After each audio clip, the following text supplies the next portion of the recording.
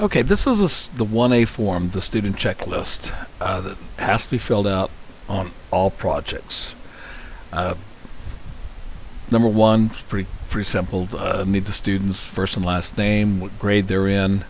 Uh, it asks for their email address. It also asks for a phone number. These are pretty important. Emails, especially with high school students, if they go on to state and ISEF, we need their email addresses. They need their email addresses. Phone numbers are used by, I think, by state and ISEF both they use their phone numbers as ID numbers. So we do need that information if they have it. If it's a team project, if it's two team members, and there'll be first and last name here for the second team member. If it's a project with three team members, then you fill out B and C with the other two team member names. Whoever the student leader is should be the first name here. Again, title of the project, or if they don't have a title yet, simply just write out what the problem is perfectly fine. What school they go to, the phone number of the school, and a complete address, including a zip code, please. 4 is asking for the adult sponsor. As discussed in other videos in the with Form 1 and the adult sponsor, 99% of the time is the teacher. So probably will be the teacher's first and last name here, phone number, and email, school phone, school email is perfectly fine.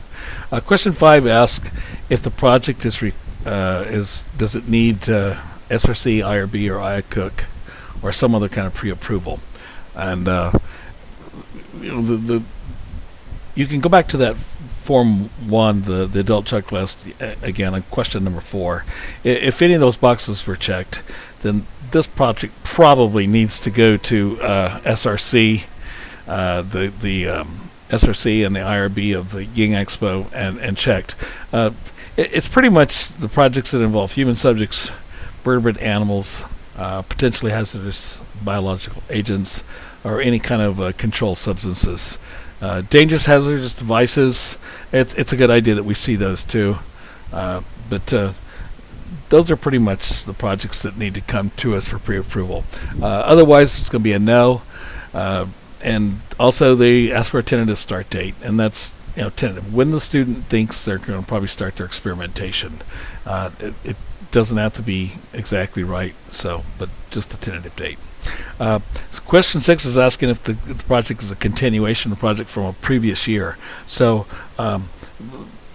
the rule here, if the project has anything to do with the project the student did the year before, or in years, and maybe several years before, then it's very likely a continuation project. Of course, the attempt here is just to keep students from doing the same project that they did in years past.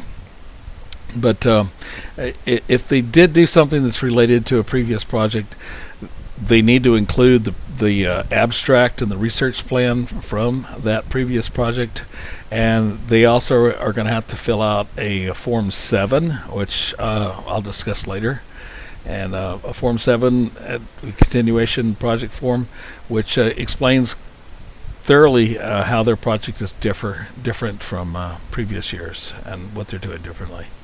7's asking for the actual start date, and for the most part, most students aren't going to know that actual start date until they actually start.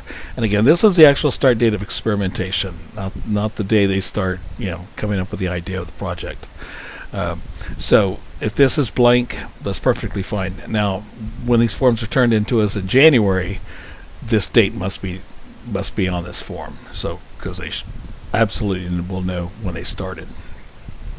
Question 8 is asking where the research is going to be done. Research institution. This is like universities, hospitals. It could be industrial settings. Possibly where parents work. Studies might be being done on personnel at parents' workplaces or what have you. So if it's a research institution, check that box. If it's if school, the school, whatever school they're going to, if that's where they're doing the work, if out in the field, with students, testing lakes, testing water in lakes, and working in parks and working in different places, that'd be considered the field. Of course, home, and anything else. And they need to list all the addresses of anywhere and everywhere they are working. So if they're working on 10 different lakes, they can attach a sheet with the rough address of where all those 10 lakes are. Number 10 is complete the research plan, project summary, following the research plan, project summary instructions that are below here, and I'm going to cover that in a separate video or a separate audio presentation here. So look for that for the research plan. And number 11 says an abstract is required for all projects after experimentation. So we're not looking for an abstract at pre-approval, but we definitely are looking for that abstract in January when the paperwork is turned in for registration for the E-ing Expo. All right, that's it, Form 1A. Thank you.